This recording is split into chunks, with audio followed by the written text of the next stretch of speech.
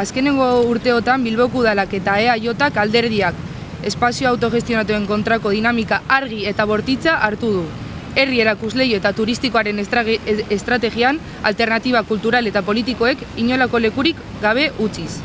Eraso hauen artean, gune autogestionatuen eta inposatutako eredu honi alternatibak aurkitzen lan egiten duten eragileen kontrako mehatxu zein ekintza onartezinak. Urte honetan nagusitu direnak. Horien artean gogora datorskigu Errekaldeko Etxarri gaztetxea eta Iralako Izarbeltz Ateneoaren ustutzeak. Eta era berean mehatxupean dauden Deustuko gazte lokala eta Santutxuko Karmela espazioa. Argia da EAJaren estrategia politikoaren baitan dagoen gaztetxeen desalojoak. Gazte eta ezain gazteen aisialdi antolatua kontrolatzeko zein Bilbon utzik dauden 1000 etxebizitzak alde batera utziz. Proiektu urbanistiko eta diruzaleak aurrera eramateko. Bilbon askunaren oinordekoa den Juan Mari Aburto eta bere alboan Gasteizen Urtaran, Donostian Eneko Goia eta abar luze bat. Euskal Herria zein beste herrialde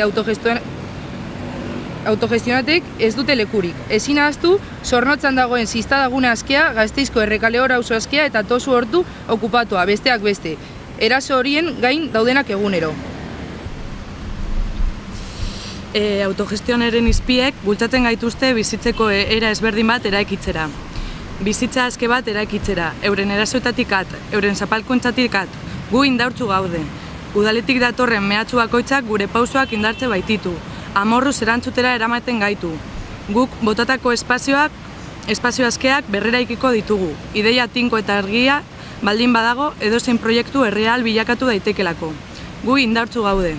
Aurrean izango garelako, pauso bat aurrerago. Badakigulako desalojo batek okupazio berri bat ekarriko duela, beti. Espazio hutsak berreskuratzen jarraituko dugu, grina baitago hiri kapitalista honi aurre egiteko. Guk ez dugu haien errealitatea onartuko. Gizarte eredu honen aurrean alternatiben garrantzia ezinbestekoa da. Hauek izango baitira herri borroka eta eremu erreferenteak inguruko espazioak kritikatasunez transformatzeko aukera.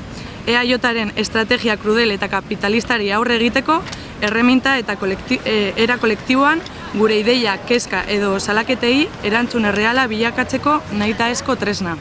Horregaitik, Bilboko Gazte Asanbladen saretik deia luzatu nahi diogu Euskal Herri osoari datorren urriaren 14ko manifestazioan parte hartzeko. Bertan, okupazioa, autogestioa eta resistentziaren aldeko autua egingo dugu. Eta indarrak batuz, diruzaleei hortzak erakutzeko dizkiegu. Gure etxea defendatzen jarraituko dugu. Gora okupazio mugimendua! Gora autogestioa!